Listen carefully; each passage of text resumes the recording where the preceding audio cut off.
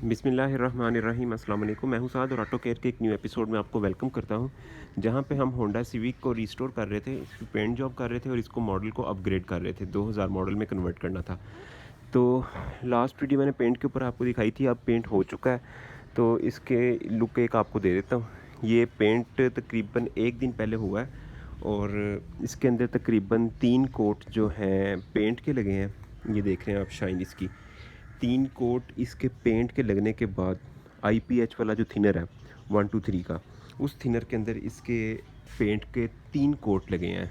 उसके बाद 2 कोट इसके हार्डनर और लैकर के लगे हैं साइडों पे और 3 कोट लगे हैं हार्डनर और लैकर के बोनट और डिक्की पे। क्योंकि बोनट और डिक्की की शो ज़रा ज़्यादा होनी होती है, शाइन वहाँ पे ज़्यादा चाहिए होती है, इसलिए वहाँ पे ज़रा लैकर ज़्यादा लगाया जाता है। और जो साइडें होती हैं दरवाजे वगैरह, उन पे इतना कोई मसला नहीं होता।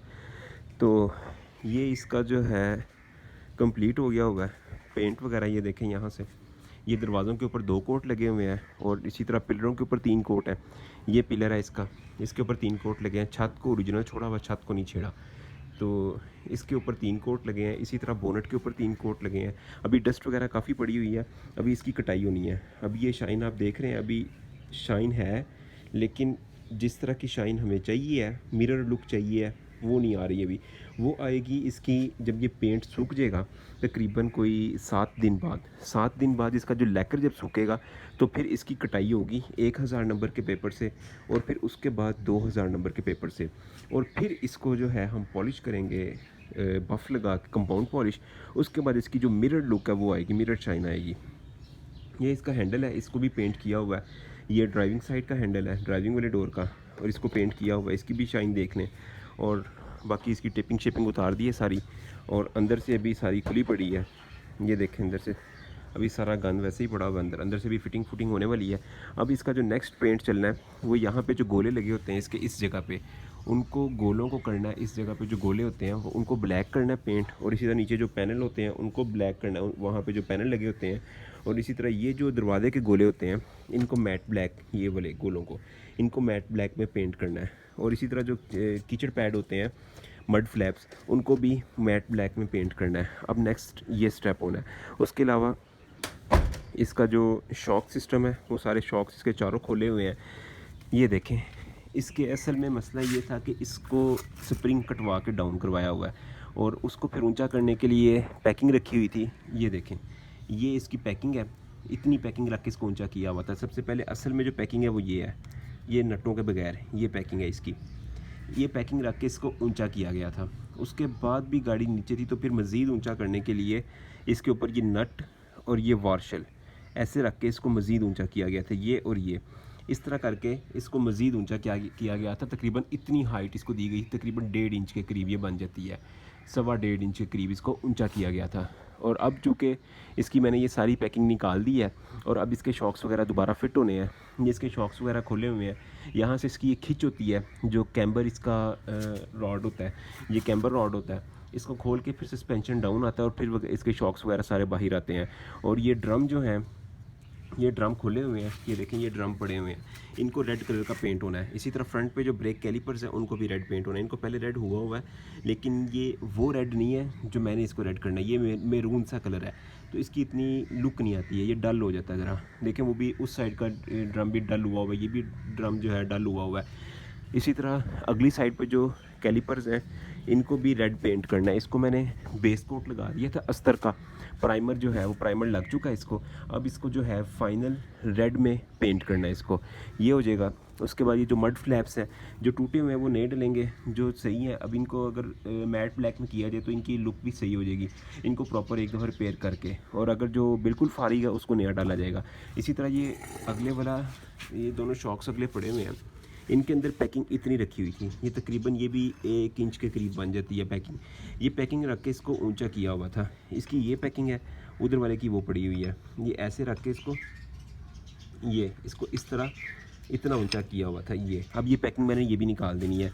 इसी तरह ये शॉक है, ये इसके नीचे चिमटा इसका होता है शॉक का, ये ऐसे इसके नीचे वाली साइड पे वहाँ पे लगा होता है। ये चिमटा खुल के फिर ये शॉक बाहर आता है। ये कंप्लीट इस तरह होता है, ये बोल्ट खुलता है नीचे वाला बोल्ट खुलता है, ये दोनों बोल्ट खुलेंगे, चिमटा अलहदा बाहर आएगा, शॉक अलहदा बाहर आएगा। तो ये शॉक का इसका सारा सिस्टम होता है। और ये वो होता है स्प्रिंग कंप्रेसर होता है जो स्प्रिंग को दबाता है नीचे, ऐसे पकड़ के ऐसे खींच के बंद करता है और फिर शॉक खुलता है। तो इसको उतार लेते हैं और इसके शॉक्स की कंडीशन भी आपको दिखा देता हूँ। ये देखें, ये ऐसे है। ये शॉक अभी थोड़ा सा ख़राब है। एक तो इसमें मसला ये आ रहा है कि इसका जो रॉड है ये टेढ़ा है। मैं आपको दिखाता हूँ कैसे टेढ़ा है। इसको आपने हाथ से ऐसे घुमाना है, रॉड को ऐसे घुमाएंगे तो आपको ये टेढ़ा नज़र आएगा। ये देख रहे हैं, ये कर्व आ रहा है इसके अंदर, ये घुमाते हुए आपको वाज़े नज़र आ रहा है वो कर्व। ये तो ये शॉक चेंज करवाना पड़ेगा। अब ये शॉक जो है ये चेंज होगा, कहाँ से चेंज होगा, कितने का चेंज होगा, उसकी भी डिटेल आपको बताता हूँ। और दूसरा इसमें मसला ये आ रहा है कि इसका जो प्रेशर है वो कम हो चुका हुआ है। इसको मैं जब नीचे दबाता हूँ, नीचे जा तो मेरे ज़ोर लग रहा है, ज़ोर लगाने से नीचे जा रहा है, ये देखें। लेकिन इसको मैं छोड़ता हूँ तो वापस ऊपर नहीं आ रहा, नीचे का नीचे रह जाता है। इसको मुझे हाथ से ऐसे खींच के ऊपर लेके आना पड़ता है, ऐसे करके। ये काफ़ी ज़ोर लगा के इसको ऊपर लेके आना पड़ता है। इसका ये मतलब होता है कि ये शॉक 50% है, मतलब प्रेशर है इसके अंदर, लेकिन इतना प्रेशर नहीं है कि वो शॉक को वापस ऊपर लेके आ सके।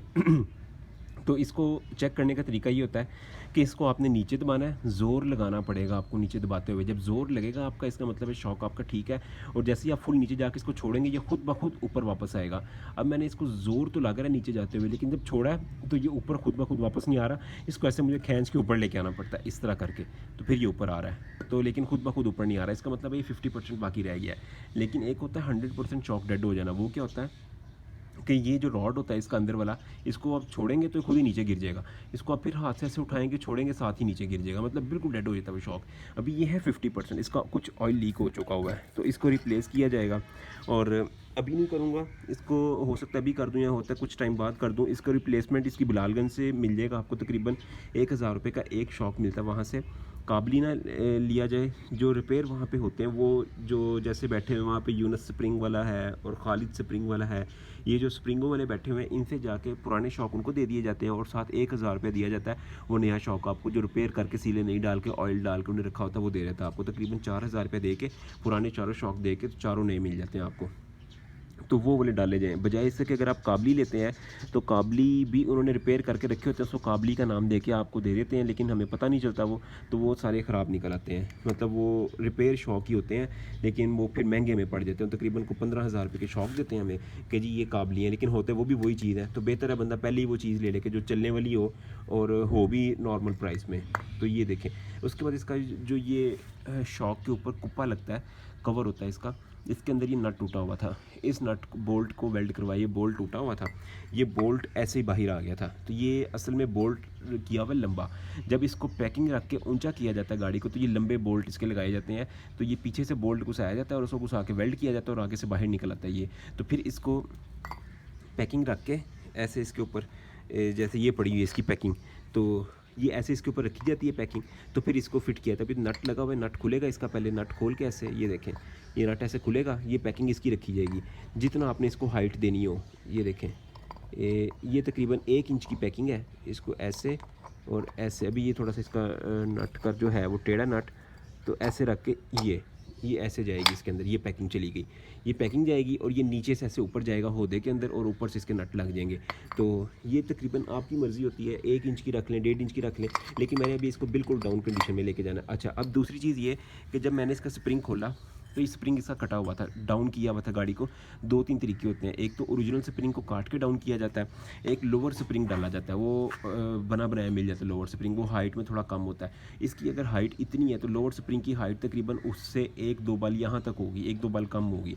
अगर उससे भी डाउन करनी है तो उसको मज़ीद आप काट सकते हैं, मज़ीद डाउन। ये ओरिजिनल स्प्रिंग है, ओरिजिनल स्प्रिंग को यहाँ से इसके 1-2 बाल काट के, यहाँ पे आपको ये नज़र आ रहा होगा कटा हुआ है यहाँ से, ये तो यहाँ से काट के इसके 1-2 बाल कम किए जाते हैं और गाड़ी डाउन हो जाती है। उन 1-2 बालों को वापस करने के लिए पैकिंग रखी थी ताकि ये वापस ऊपर आ जाए, लेकिन वो फिर अब मेरा ये प्लान है कि इसको दोबारा मैंने डाउन करना है, तो इसलिए मैंने ये वाले शॉक से खोले हुए हैं।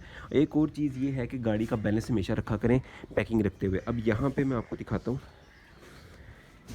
ये जो पिछला शॉक खोला हुआ है, यहाँ से गाड़ी को ज़्यादा ऊँचा किया हुआ था।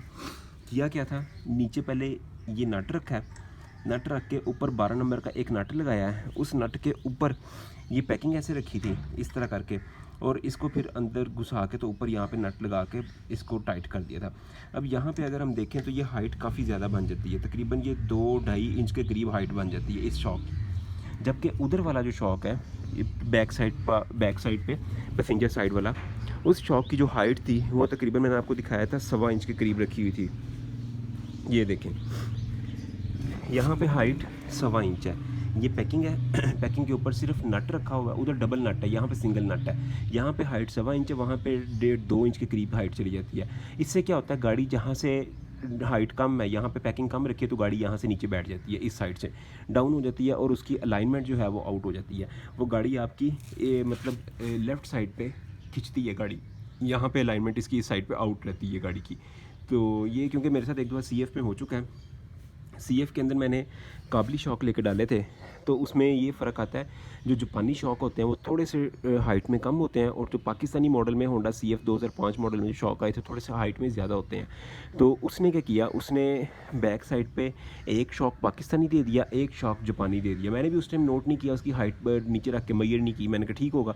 जब ला के डाला तो उसकी अलाइनमेंट आउट हो गई गाड़ी की, और बार बार अलाइनमेंट करवाई जाने के बाद बार बार आउट, समझ न लगे क्या मसला है। फिर यहाँ पे उंगलियाँ ऐसे टायर के अंदर घुसा के देखी, जब इस तरह करके टायरों के उंगलियाँ घुसा के गैप मेजर किया तो यहाँ से गाड़ी डाउन थी, वहाँ से गाड़ी उस साइड से ऊपर थी। तो पता चला कि यहाँ पे शॉक छोटा डला हुआ है और वो जापानी शॉक डला हुआ है। उस साइड का जो शॉक होता है वो पाकिस्तानी था, यहाँ वाला जो शॉक था वो जापानी था। तो जब भी बिलालगंज से शॉक लें, दोनों शॉकों को आपने मेजर करके लेना है। अगर 4 ले रहे हैं तो चारों शॉकों को आपस में मेजर करना है। तो एक इसका ये था, ये शॉक्स खोल के इसकी पैकिंग निकाली जा रही है। और फिर इसके ये रिम खोले हुए, रिम इसके पेंट होने हैं। रिमों को वाइट पेंट करेंगे, ब्लैक भी करके देखेंगे, वाइट भी करके देखेंगे। इनकी पहले सफाई सुई करेंगे, उसके बाद इनको पेंट होना है, ड्रमों को पेंट होना है, हब्बों को पेंट होना है।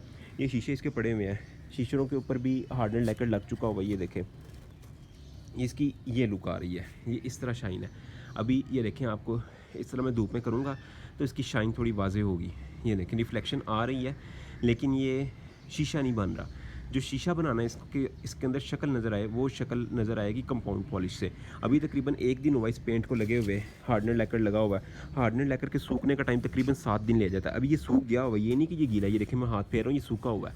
लेकिन जब इसकी पेपर से कटाई करनी है ना, ये पत्थर की तरह हार्ड होना चाहिए इसको, उस हार्ड होने में इसको टाइम लगेगा। ये देखें, ये भी शीशा सूखा हुआ है, ये देखें सूख गया है, लेकिन इसकी ये भी कटाई के काबिल नहीं हुआ। ये इतना नहीं सूखा कि कटाई जमा नहीं है, हार्ड नहीं हुआ पत्थर की तरह। इसको पत्थर की तरह हार्ड होना चाहिए। अभी अगर इसमें मैं नाखून मारूंगा तो नाखून की लाइन पड़ेगी इसके अंदर, लेकिन जब ये पत्थर की तरह हार्ड हो जाएगा तो नाखून की लाइन नहीं पड़ेगी इसके अंदर, तब जाके इसकी कटाई होनी है, जब ये फुल हार्ड हो जाएगा। तो इसी चीज़ का वेट है, कोई 7 दिनों बाद इसकी पॉलिशिंग का काम स्टार्ट हो जाएगा। तब तक इसका मैकेनिकल वर्क चल रहा है। ये बम्पर वगैरह फिट हो गया हुआ है, ग्रिल वगैरह फिट हो गई हुई है, लाइटें वगैरह फिट कर ली हुई हैं, बैक साइड से बम्पर फिट हो गया हुआ है। इसकी बोनट खोल के आपको दिखा रहा हूँ एक दफ़ा। यहाँ से बोनट इसका काफ़ी वज़नी होता है, ये देखें, ये शॉक्स वगैरह निकले हुए हैं यहाँ से भी। तो ये पैकिंग इसकी रिमूव कर रहा हूँ मैं। पैकिंग रिमूव करनी है, उसके बाद इसको धोना है। ये सलेंसर के ऊपर इसका वो कवर लगना है, वो पेंट किया हुआ है ब्लैक में, मैट ब्लैक में, वो भी लास्ट वीडियो में मैंने आपको बताया था, वो होना है। और इसकी फ़िटिंग वगैरह बाकी तकरीबन कंप्लीट है। बैक से एक दफ़ा आपको लुक दिखा देता हूँ इसकी। ये देखें, बैक से ये लाइटें वगैरह फिट होनी है। लाइटें भी इसकी लेके आनी है बिलालगंज से, ये वाली और ये वाली, जो डिक्की की लाइटें होती हैं, जो डिक्की के रिफ्लेक्टर जिनको कहते हैं, ये 1600 रुपये की 2 मिल गई हैं मुझे। अब ये वाली लाइट और उस साइड वाली लाइट ये आनी है, अभी ये बिलालगंज से लेके आनी है, तो ये लेके आनी है। तो उसके बाद इसकी फ़िटिंग वगैरह लाइटों की स्टार्ट होनी है। फिर इंटीरियर आ जाएगा इसका, उसको रिस्टोर करना शुरू करना है। अभी ये देखें, ये डिक्की का पेंट हो चुका है, ये देखें शाइन भी आ रही है। ये देखें, मेरे हाथ का अक्स नीचे नज़र आ रहा होगा आपको, लेकिन जो मिरर लुक होती है वो नहीं बन रही अभी, वो होगी कंपाउंड पॉलिश के बाद, जब इसकी कटाई होगी। देखें, हाथ का अक्स नज़र आ रहा है लेकिन क्लियर नहीं आ रहा। तो इसको मिरर लुक में लेके जाना है। 7 दिन बाद, तकरीबन 14 दिन बाद इस तरह इसकी कटाई करेंगे। तकरीबन को टाइम गुजर जाए थोड़ा सा, ताकि ये हार्ड हो जाए। फिर इसकी कटाई करके इसको कंपाउंड पॉलिश करेंगे, तो इसकी इंशाल्लाह मिरर लुक में आ जाएगी। तो इस तरह ये पेंट वर्क कंप्लीट हो गया। अब ये थोड़े सस्पेंशन का काम चल रहा है, ये थोड़ा काम रह गया। इसी तरह ये देखें, अंदर वाली साइड से ये शॉक इसे खुले हुए हैं। अब चिमटे इसके ठीक है। अब इसके जो लेदर हैं ये भी मैंने चेक किए हैं, अंदर से लेदर यहाँ से नज़र आ जाते हैं। वो देखें अंदर लेदर, ये लेदर भी ठीक है इसके। इसी तरह पिछले ब्रेक शू भी ठीक है। तो बस इसकी अब फिटिंग होनी है। ये देखें, ये ब्रेक शू भी इसके ठीक है, हैंड ब्रेक वगैरह सही काम कर रही है। इसको ब्रेक शू को एक दफ़ा रेकमाल से पानी लगा के आपने इसको वॉश करना है। मैं आपको बता देता हूँ, ये रेकमाल पड़े हुए हैं काफ़ी सारे, 120 नंबर का ले लें, 320 नंबर का ले लें, 150 नंबर का ले लें, जो आपके पास ईजी अवेलेबल हो। इस तरह इसको लगाना है, लेकिन पानी लगा के, पानी लगाना है इस रेगमाल को और इस ब्रेक शू को, दोनों को पानी लगा के फिर इसकी कटाई करनी है ऐसे हल्की हल्की। जहाँ पे ये नीचे से क्लियर हो जाएगा, काला काला ऊपर से ख़त्म हो जाएगा, वहाँ पे आपका ब्रेक शू फ्रेश हो जाएगा। तो इसको फ्रेश करके आपने फिट करना है, तो इंशाल्लाह ब्रेक की ग्रिप भी अच्छी हो जाएगी। तो ये प्रोजेक्ट है, यहाँ तक पहुँच गया इंशाल्लाह प्रोजेक्ट। और ये इसका मड फ्लैप पड़ा हुआ है पीछे वाला, ये काफ़ी अच्छी कंडीशन में, इसको जस्ट पेंट गिर गया हुआ है इसके ऊपर, वो इसके ऊपर अब ब्लैक पेंट हो जाएगा, मैट ब्लैक में, तो ये अपनी लुक में आ जाएगा। अगले वाला हो सकता है चेंज करना पड़े, वो देख लेंगे। तो यहाँ तक ये प्रोजेक्ट पहुँच गया हुआ है, स्प्रिंग वगैरह फिट होंगे इसके। तो इंशाल्लाह नेक्स्ट वीडियो में फिर आपसे मुलाकात होती है। तो ये देखें, ये इसकी फ़ाइनल लुक है। तो इंशाल्लाह फिटिंग वगैरह करके फिर इंशाल्लाह नेक्स्ट वीडियो में आपसे मिलते हैं। ये पुरानी डिक्की पड़ी है। नेक्स्ट वीडियो तक के लिए अल्लाह हाफिज़।